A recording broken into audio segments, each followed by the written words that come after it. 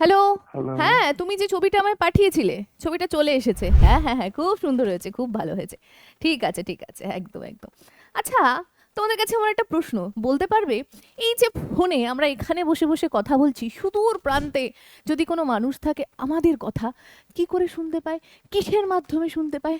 এছাড়া এই যে ফোনে বলছিলাম না, ছবি পাঠিয়েছে, আরে কিছু স্টুডেন্ট চাকরি পেয়েছে, রেজাল্টের ছবি টবি পাঠিয়েছে, ম্যাডাম পাশ করেছি, প্যানেলের ছবি না দিন এই প্যানেলে বেরিয়েছে, সব ছবি ছবি পাঠাচ্ছে, সেগুলোই দেখছি। মনে প্রশ্ন আসে কোনো সময় যে এই যে সুদূর প্রান্ত থেকে ছবিগুলো কিভাবে চলে আসছে, তার ছাড়া, ওয়্যারলেস পদ্ধতি ছাড়া কিভাবে চলে আসছে।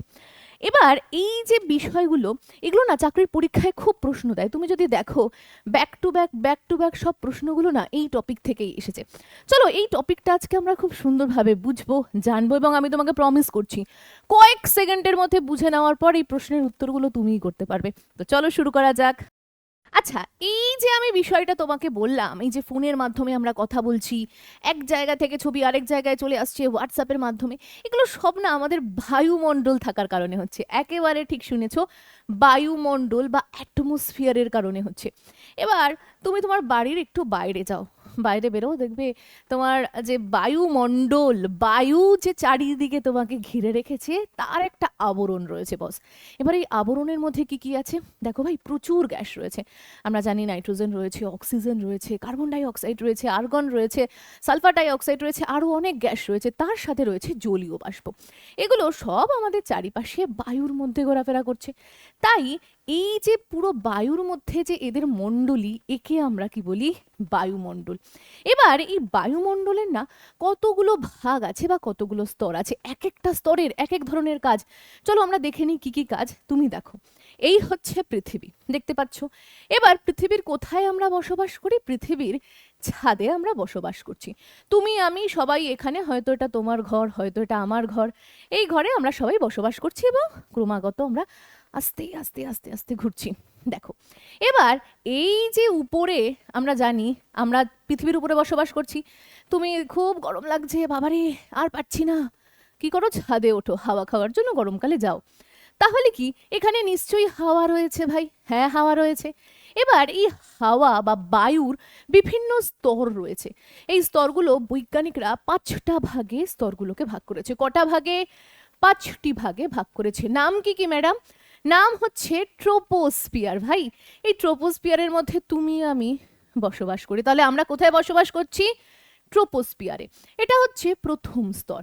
আচ্ছা, দ্বিতীয় স্তর মানে এর উপরে আর একটা লেয়ার আছে, এর উপরে আর একটা স্তর আছে, ঠিক এই রকম তুমি দেখতে পাচ্ছ। এই দ্বিতীয় স্তরটাকে বলা হয় স্ট্র্যাটোস্ফিয়ার। এটাকে 2 নম্বর স্তর হিসাবে ধরছি, যাকে বলবো স্ট্র্যাটোস্ফিয়ার। এখানেই আমরা দেখি প্লেন করে উড়ে চলে যাচ্ছে। আমরা এদেশ থেকে আমেরিকা যাব, প্লেনে করে যাব। তো যাওয়ার জন্য এই স্তরটারই ব্যবহার করি। তাহলে এটা হচ্ছে দ্বিতীয় স্তর, যাকে বলছি স্ট্র্যাটোস্ফিয়ার। বাংলায় বলা হয় সমতাপমণ্ডল। কেন বলা হয় অবশ্যই জানাবো।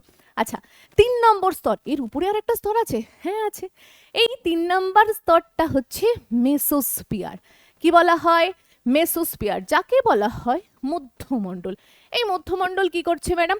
মধ্যমণ্ডল অনেক বড় কাজ করছে।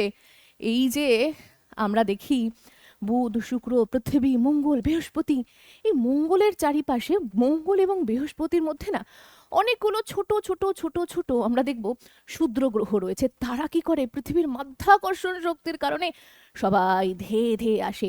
আমরা ঘরের মধ্যে বসে থেকে, ঘরের মধ্যে না, ধরো মাঠে খুব গরম, বসে আছি, মাঠের দিকে, মাঠে বসে বসে আকাশের দিকে তাকিয়ে আছি, দেখি কি হঠাৎ করে একটা তারা খসে পড়লো। সবাই এই এই মনোবাসনা কিছু থাকলে চা চা চা মনোবাসনা কর, মানে মনোবাসনা চেয়ে নে। এই যে আমরা তারা খসা দেখি, আমরা বলছি তারা খসা, এটা কিন্তু তারা খসা না, এটা হচ্ছে উল্কাপাত। এটা যেমন উল্কাপাত, ব্যাপারটা কি?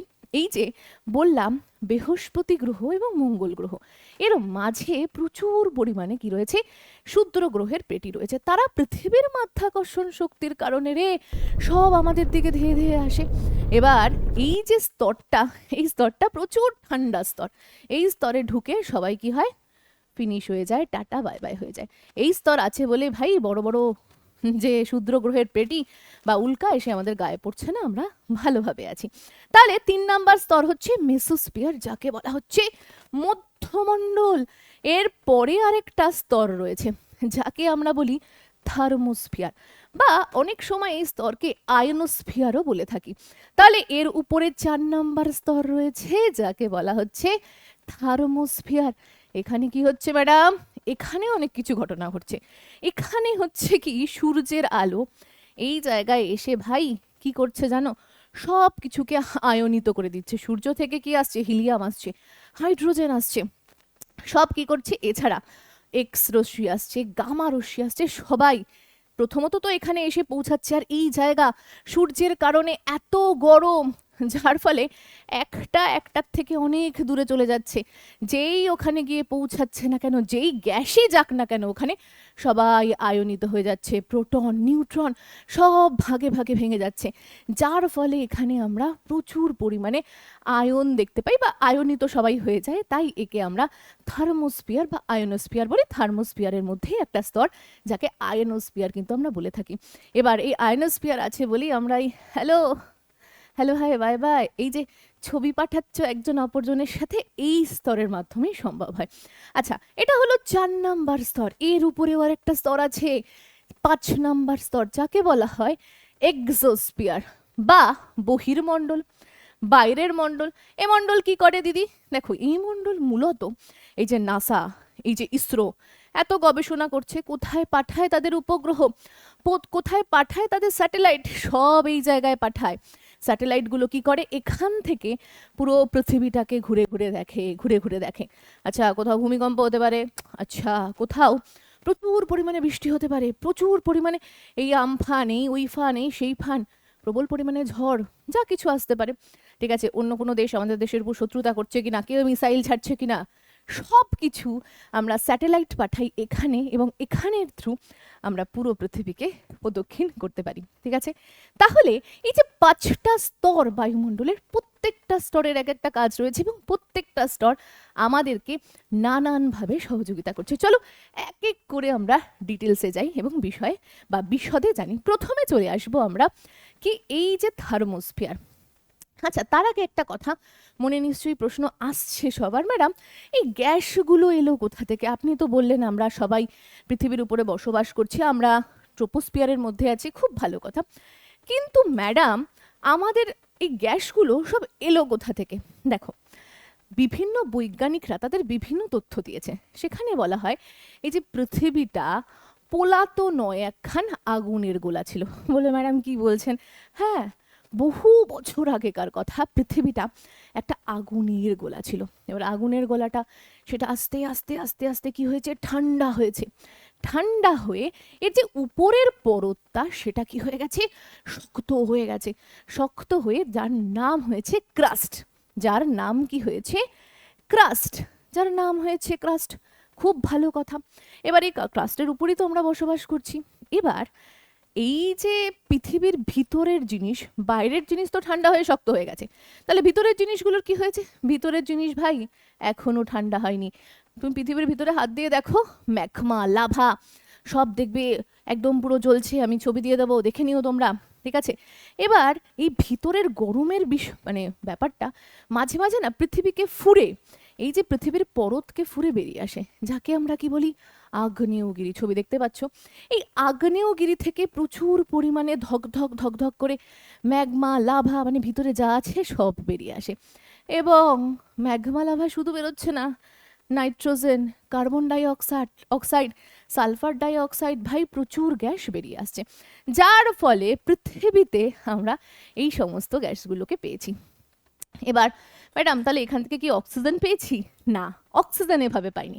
অক্সিজেন পেয়েছি একটা অন্য প্রসেসে। কিভাবে? দেখো, এই যে বললাম আগ্নেয়গিরি, এখানে তো একটা আগ্নেয়গিরি নিশ্চয়ই ফুঁড়ে বেরোয়নি, পুরো পৃথিবীতে অনেক আগ্নেয়গিরি ফুঁড়ে ফুঁড়ে বেরিয়েছে। এবার আগ্নেয়গিরির যে মুন্ডুগুলো ছিল, বেরোতে বেরোতে বেরোতে সেই মুন্ডুগুলো তো ফাঁকা হয়ে গেছে, মুখটা, এই মুখটা ফাঁকা হয়েছে। এবার এই যে পৃথিবীর উপরে সব গ্যাসগুলো ছিল, একে অপরের সাথে কোথাও ঘষাঘষি লাগছে, কোথাও অনেক এক্সটেন্ড হয়ে যাচ্ছে, জলীয় বাষ্পের সাথে মিশে কোথাও বৃষ্টি হচ্ছে, কোথাও বৃষ্টি হচ্ছে না। তো বৃষ্টি যেখানে যেখানে হচ্ছে সেখানে সেখানে এই যে আগ্নেয়গিরিগুলোর মুখে কি হচ্ছে, জল, বৃষ্টির জল দীর্ঘদিন ধরে জমছে, যার ফলে এক ধরনের ব্যাকটেরিয়ার জন্ম হচ্ছে, যাকে বলা হয় সায়ানো ব্যাকটেরিয়া। এই সায়ানো ব্যাকটেরিয়া এই জলের মধ্যে নিজের জীবনটাকে চালনা করার জন্য ভাই খাবার তৈরি করতে লাগবে। সূর্যের আলোর সাহায্যে কি করছে, সালোক সংশ্লেষ প্রক্রিয়া করছে, যাকে আমরা ফটোসিনথেসিস প্রক্রিয়া বলি। এবার সালোক সংশ্লেষ প্রক্রিয়া করলে কি হয়, কার্বন ডাই অক্সাইড নিয়ে নেয়, অক্সিজেন গ্যাস ছাড়তে থাকে।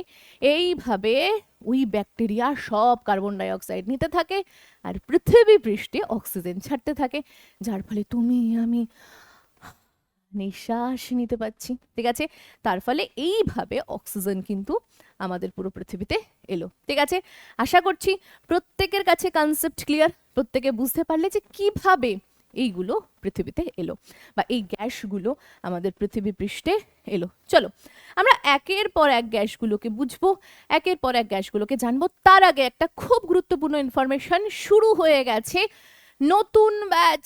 ভাই চাকরির পরীক্ষার্থীরা যারা চাকরির জন্য প্রিপারেশন নিচ্ছ, তারা যদি এখনো তৈরি না হয়ে থাকো, ভাই 2026 জুড়ে রেল আর এসএসসি ব্যাক টু ব্যাক প্রায় 2 লাখের কাছাকাছি ভ্যাকান্সি বেরোবে।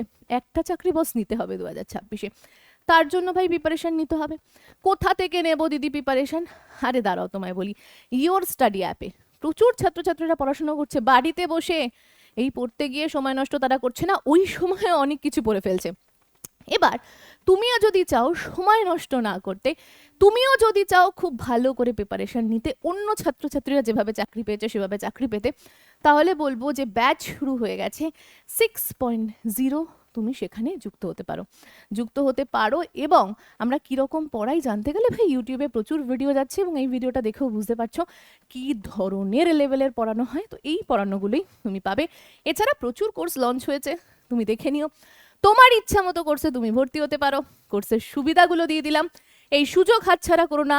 স্ক্রিনে দেওয়া নাম্বার দিলাম, কল করলে আমাদের টিম মেম্বাররা তোমাকে বুঝিয়ে দেবে, বা তোমার যদি কোনো কোয়ারিজ থাকে, জিজ্ঞাসা থাকে, তারা কিন্তু তোমাকে সহযোগিতা করবে। প্রত্যেকে কল করে কিন্তু নিতে পারো। আর হ্যাঁ, এখন কিন্তু অফার চলছে, এই অফারটা কিন্তু গ্র্যাব করতেও ভুলো না। চলো পরের বিষয়ে আমরা চলে যাই। পরের বিষয় মানে মেইন বিষয়, দেখো আমি যে বলছিলাম না স্তরগুলো, এবার এক একটা স্তর নিয়ে আলোচনা করি। প্রথম স্তর, প্রথম স্তর যেখানে আমরা বসবাস করছি, সেটা কি? ট্রোপোস্ফিয়ার। 1 নাম্বার স্তর প্রথম, এটা হচ্ছে বায়ুমণ্ডলের, বায়ুমণ্ডলের লেখো প্রত্যেকে, সবচেয়ে নিচের স্তর, সবচেয়ে নিচের স্তর বা নিম্ন স্তর আমরা বলতে পারি। এবার একটা মজার বিষয় দেখো, এটা হচ্ছে কি? এটা হচ্ছে ইকুয়েটর বা যাকে বলি মূল মধ্যরেখা, নিরক্ষরেখা। আচ্ছা, এই যে জায়গাটা আর এই যে জায়গাটা, একে আমরা পোল বলি। ভালো করে বুঝবে, এইটা রয়েছে, এটা হচ্ছে সূর্য মামা দিচ্ছে হামা। এবার সূর্য কি করে? সূর্য কি করে? আর এটা হচ্ছে কর্কট ক্রান্তি রেখা, এটা হচ্ছে মকর ক্রান্তি রেখা। সূর্যরশ্মি আমাদের এইটুকুনি পোষণে কি লম্বলম্বী ভাবে পড়ে, যার কারণে ভাই প্রচুর গরম, প্রচুর গরম। আর এই পোলের দিকে সূর্যরশ্মি কি তির্যক ভাবে পড়ে, লম্বালম্বি ভাবে পড়ে না, যার কারণে পোলের সাইডগুলো যাও না, হাড় কাঁপিয়ে দেবে। ওখানে গিয়ে দাঁড়াও না, বরফ হয়ে যাবে, -96 ডিগ্রি সেন্টিগ্রেড তাপমাত্রা হয়ে যায়, এত ঠান্ডা পোলের দিকে। কারণ কি? সূর্যরশ্মি পড়ছে না তাই। এবার এই যে বায়ুগুলোর কথা বললাম, যারা এই যে আগ্নেয়গিরি থেকে বেরোলো, কি কি বেরোলো? নাইট্রোজেন পেলাম, কার্বন ডাই অক্সাইড পেলাম, অক্সিজেন পেলাম, জলীয় বাষ্প পেলাম, সালফার ডাই অক্সাইড পেলাম। সবাই কি করছে? এখানে ঘোরাফেরা করছে। এবার ভালো করে বুঝবে, এই জায়গাটা তো গরম, মানে এই পোর্শনটা পুরোটা গরম। তাহলে এখানকার যে বায়ুমণ্ডলের যে গ্যাসগুলো রয়েছে, সে গ্যাসগুলো কি করছে? একে অপরের সাথে সঙ্গবদ্ধ থাকছে না, তারা একে অপরের থেকে দূরে সরে যাচ্ছে। মানে ভারী গ্যাসগুলো তো নিচের দিকে রয়েছে, ভারী গ্যাস নিচের দিকে রয়েছে, হালকা গ্যাসগুলো উপরের দিকে উঠে যাচ্ছে, এবং সেটা কি হচ্ছে? চারিদিকে এরকম ভাবে ছড়িয়ে পড়ছে। কিন্তু এই জায়গায় তো ঠান্ডা ভাই, ঠান্ডায় আমরাই জড়োথরো হয়ে থাকি, তাহলে ভারী গ্যাসগুলো কি করবে, ছড়িয়ে পড়বে না, তারাও কি করে এক জায়গায় সব চিপকে চাপকে থাকে, বুঝতেই পারছো। এবার তারা কি করে এই জায়গায় চিপকে থাকে। তাহলে যদি আমরা দেখি আমাদের পরীক্ষায় দেবে যে এই যে পোলে এই যে ট্রোপোস্ফিয়ারের উচ্চতা কত, ঠিক আছে, ভূপৃষ্ঠ থেকে ট্রোপোস্ফিয়ারের উচ্চতা কত, ভূপৃষ্ঠ থেকে ট্রোপোস্ফিয়ারের উচ্চতা কত, আমরা বলবো যেহেতু পোল ঠান্ডা বেশি তাই এটা 8 কিলোমিটার, কত কিলোমিটার, 8 কিলোমিটার অবধি আমরা দেখতে পাই এর উচ্চতা। কিন্তু তুমি যদি দেখো এই যে মিডিল মূল মধ্যরেখায়, তাহলে এখানে বলছি গরম পড়ছে, তাহলে কি এটার এক্সটেনশন বাড়ছে, তাহলে এর উচ্চতাটা বেড়ে যাচ্ছে, ঠিক আছে, এর উচ্চতা গিয়ে দাঁড়াচ্ছে 18 কিলোমিটার। কেন উচ্চতা বাড়ছে বুঝতে পারলে। তাহলে প্রশ্ন যদি আমাদেরকে দেয়, কি দেবে আমাদেরকে প্রশ্ন, বলবে ভূপৃষ্ঠ থেকে ট্রোপোস্ফিয়ারের উচ্চতা কত, আমরা বলবো ভূপৃষ্ঠ থেকে ট্রোপোস্ফিয়ারের উচ্চতা, পোলের উচ্চতা 8 কিলোমিটার, কিন্তু ইকুয়েটরের উচ্চতা কত, 18 কিলোমিটার। এদের অ্যাভারেজ যদি জিজ্ঞাসা করে, মোটামুটি অ্যাভারেজ কত, আমরা বলবো 15 কিলোমিটার। অনেক বইতে পাবে 13 কিলোমিটার। এবার ভালো করে বোঝো, এই যে ট্রোপোস্ফিয়ারের জায়গাটায় আমরা বসবাস করছি, সবাই বসবাস করছি। এবার এই যে গ্যাসগুলো, এখানে ভারী গ্যাসগুলো, এখানে সব ভারী গ্যাসগুলো রয়েছে। এবার এখানে যে হালকা গ্যাসগুলো উপরে উঠেছে, তারা কি করছে, ভারী গ্যাসগুলো উপরে উঠছে, উপরে উঠে কি হচ্ছে, সব ঠান্ডা হয়ে যাচ্ছে, ঠান্ডা হয়ে ধূলিকণার সাথে মিশে মেঘ তৈরি করছে, মেঘ কি করছে, ঝমঝমিয়ে বৃষ্টি করছে। এবার এই পোর্শনে যেই খালি হয়ে যাচ্ছে, এবার দেখো ভারী গ্যাসগুলো কি হচ্ছে, আস্তে আস্তে হালকা হচ্ছে, উপরের দিকে উঠছে, যেই হালকা হচ্ছে এই ভারী গ্যাসগুলো এই দিকে সরে আসছে, তখন এইগুলো চলে আসছে এদিকে, আবার এগুলো কি করছে, আস্তে আস্তে উপরের দিকে উঠে যাচ্ছে, উঠে গিয়ে মেঘের সৃষ্টি করছে, প্রচুর পরিমাণে বৃষ্টি ঘটাচ্ছে। যার ফলে এই ট্রোপোস্ফিয়ারে আমরা কি দেখতে পাই, প্রবল পরিমাণে বায়ুর অ্যাক্টিভিটি, বায়ুর কাজ দেখতে পাই। যেমন আমরা আবহাওয়া যুক্ত, আবহাওয়া যুক্ত সমস্ত অ্যাক্টিভিটি এখানে দেখতে পাই, যেমন ঝড় হওয়া, যেমন বিদ্যুৎ চমকানো, সমস্ত কিছু এই মণ্ডলের মধ্যে দেখতে পাই। তাহলে এই যে বায়ুমণ্ডলের প্রথম স্তর বা প্রথম ধাপ ট্রোপোস্ফিয়ার, তার কাজগুলো কি কি তুমি সব বুঝলে। চলো এবার চলে যাব এর দ্বিতীয় স্তরের কাছে। এর দ্বিতীয় স্তরের নাম হচ্ছে কি স্ট্র্যাটোস্ফিয়ার। ম্যাডাম এর উচ্চতা কত, বলছি ভূপৃষ্ঠ থেকে এর উচ্চতা, এখানে তো আমরা ট্রোপোস্ফিয়ারের 8 কিলোমিটার পেয়েছি, 8 কিলোমিটার থেকে 50 কিলোমিটার হচ্ছে এর উচ্চতা, ঠিক আছে। এটা পোলেও যা ইকুয়েটারেও সেম থাকছে। তাহলে ইকুয়েটারে হচ্ছে কত, 18 কিলোমিটার থেকে 50 কিলোমিটার এর উচ্চতা, ঠিক আছে, মনে রাখবে। আর পোল থেকে কত, 8 কিলোমিটার থেকে 50 কিলোমিটার। এখানে আমরা কি করছি, আচ্ছা তার আগে একটা কথা বলি, এখানে আমি বলতে ভুলে গেলাম, এই যে ট্রোপোস্ফিয়ার, এখানে না আমরা ঘরোয়া বিমান উড়িয়ে থাকি। ম্যাডাম ঘরোয়া বিমানটা কি একটু বলবেন, মানে তুমি ধরো এক রাজ্য থেকে আরেক রাজ্যে যাবে, তুমি দিল্লি থেকে পশ্চিমবঙ্গে আসবে, তাহলে বিমানগুলো ট্রোপোস্ফিয়ারের মধ্যে দিয়ে চলাচল করে। কিন্তু তুমি ধরো যাবে আমেরিকা, তাহলে তোমার যে এরোপ্লেনের মানুষেরা রয়েছে, মানুষ বলতে এরোপ্লেন যারা চালায়, তারা কিন্তু নিয়ে যাবে তোমাকে স্ট্র্যাটোস্ফিয়ারের মধ্যে দিয়ে। কেন ম্যাডাম, তার কারণ আমরা দেখতে পারবো এই মণ্ডলে, আমি একটু আগেই তোমাদেরকে বলছিলাম, স্ট্র্যাটোস্ফিয়ারে কি হচ্ছে, উচ্চতা বাড়ার সঙ্গে সঙ্গে টেম্পারেচার কমতে থাকছে।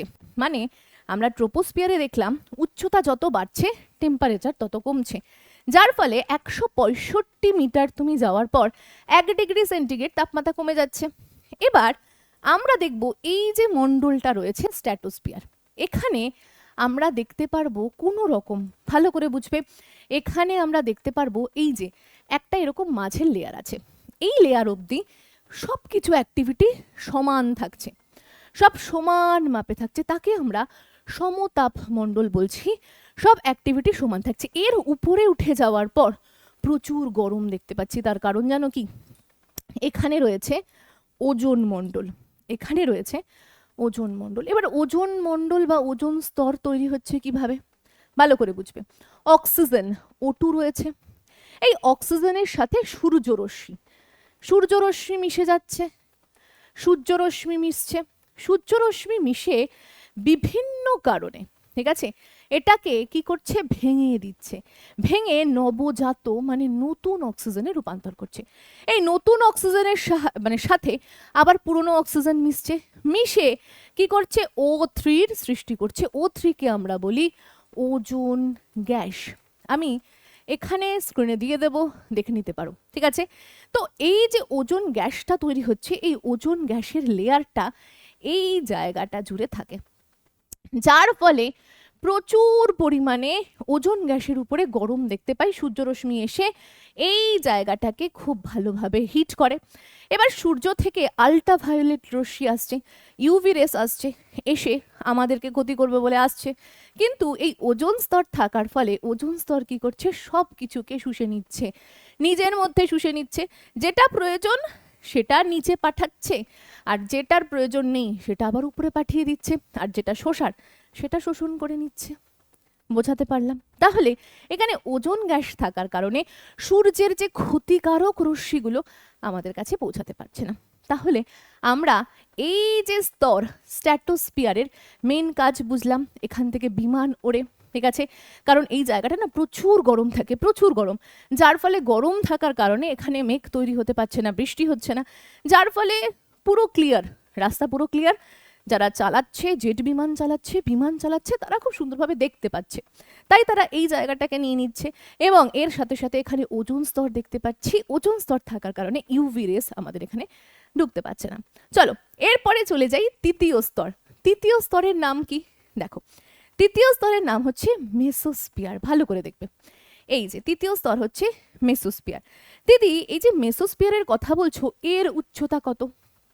ভালো করে দেখো, এই যে মেসোস্ফিয়ার, এর উচ্চতা আমরা দেখব 50 কিলোমিটার থেকে 80 কিলোমিটার, কোনো বইতে 85 কিলোমিটারও রয়েছে। 50 কিলোমিটার থেকে 85 কিলোমিটার।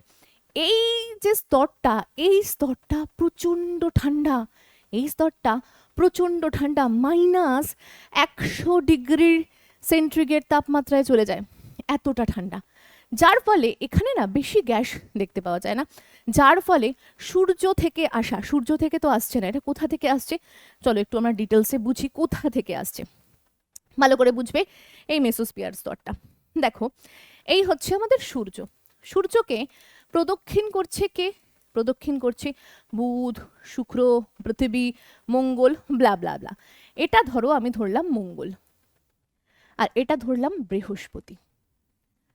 এদের মাঝখানে এরকম ছোট ছোট ছোট ছোট ছোট ছোট ক্ষুদ্র গ্রহের প্লেটি রয়েছে। এটা পৃথিবী, ঠিক আছে, এবার এটা বুধ, এটা শুক্র, ঠিক আছে। এবার এই ক্ষুদ্র গ্রহের পেটিগুলো সব পৃথিবীর দিকে ধেয়ে ধেয়ে আসে, পৃথিবীর দিকে ধেয়ে ধেয়ে আসার ফলে এই স্তরে সবাই চলে আসে। এবার এই স্তরে সবাই আসলে কি হবে, এই যে বলছি প্রচুর ঠান্ডা বরফ, সব কি করে ঠান্ডাতে নষ্ট হয়ে যায়, আর কিছু হতে পারে না, সব ধ্বংস হয়ে যায়। নইলে যদি আমাদের ভিতরে ঢুকে আসতো, সব স্তর কাটিয়ে আমরা যেখানে বসবাস করছি সেখানে চলে আসতো, ধ্বংস হতো। এরকম ধ্বংস কি হয়নি, বা এরকম কি কেউ কোনো উল্কাপিণ্ড ভারতে আসেনি? এসেছে। আমরা দেখব মহারাষ্ট্রের লুনার বলে একটা ঝিল রয়েছে, আমি স্ক্রিনে দিয়ে দিচ্ছি, দেখে নাও। এই লুনার ঝিলটা কিন্তু উল্কাপিণ্ড এসে পড়েছিল, তার ফলে সৃষ্টি হয়েছে। তো এটা ছাড়া অন্যান্য দেশ, সাইবেরিয়ান বা আরও অন্যান্য দেশেও আমরা এরকম প্রচুর কিন্তু প্রমাণ পেয়েছি। তাহলে এই মেসোস্ফিয়ার যে স্তরটা, সে কি করছে, উল্কাপিণ্ডগুলোকে আসতে দিচ্ছে না, সেগুলোকে রুখে দিচ্ছে। তাহলে হয়ে গেল মেসোস্ফিয়ার, এখানে প্রচুর পরিমাণে ঠান্ডা দেখতে পাই। এরপরে যে দুটো স্তর রয়েছে, সেই দুটো স্তরকে নিয়ে এবার আমরা আরও ডিটেলসে জানবো। চলো কি কি রয়েছে। এরপরে রয়েছে আমাদের কাছে, দেখো এখানে ট্রোপোস্ফিয়ার, এরাই ভুল দিয়েছে, এটা ট্রোপোস্ফিয়ার না হবে, এটা হবে থার্মোস্ফিয়ার। এর পরের স্তর হচ্ছে থার্মোস্ফিয়ার, তারপরের স্তর হচ্ছে এক্সোস্ফিয়ার। এই দুটো স্তরই অতিরিক্ত গরম। কেন ম্যাডাম এই দুটো স্তর অতিরিক্ত গরম কেন? দাঁড়াও, প্রথমে বলি থার্মোস্ফিয়ারের কথা। থার্মোস্ফিয়ার 80 কিলোমিটার থেকে আমরা দেখব 650 কিলোমিটার অবধি এর উচ্চতা, ঠিক আছে। এখানে আমরা দেখতে পারবো প্রচুর পরিমাণে গরম। এই যে বলছি না, এই থার্মোস্ফিয়ারকে আয়নোস্ফিয়ারও বলা হয়। থার্মোস্ফিয়ারের মধ্যে একটি স্তর রয়েছে আয়নোস্ফিয়ার, যেখানে সূর্য থেকে আসা এক্স রশ্মি, গামা রশ্মি, এছাড়া আরও অন্যান্য গ্যাস সব গরমের কারণে একে অপরের থেকে সেপারেট হয়ে যায়, আয়নিত হয়ে যায়, যার ফলে আমরা এখানে বা এই যে মণ্ডলটা, এই মণ্ডলের থ্রু বিভিন্ন কাজ করতে পারি। এই যে ফোনে কথা বলছি, ঠিক আছে, এই যে আমরা একজন একজনকে ছবি পাঠাচ্ছি, রিমোট কন্ট্রোল গাড়ি, ওয়্যারলেস গাড়ি সব কিছু এই স্তরের মধ্যে দিয়ে হচ্ছে। তার কারণ ইলেকট্রিক ম্যাগনেটিক পাওয়ার তৈরি হয়ে যাচ্ছে সেই কারণে। তো এই স্তরটা মূলত মানে থার্মোস্ফিয়ার বা আয়নোস্ফিয়ার স্তরটা মূলত এই যত রকম অ্যাক্টিভিটি রয়েছে সব সব এর পিছনে কাজ করছে, ঠিক আছে। ডিটেলসে যদি এই থার্মোস্ফিয়ার নিয়ে ডিটেলসে পড়তে চাও আমাকে অবশ্যই জানিও, আমি কিন্তু কোর্সের ক্লাসে আরও ডিটেলসে ভালোভাবে বুঝিয়ে দিয়েছি। তাহলে এই থার্মোস্ফিয়ারে আমরা কী কী দেখতে পাই?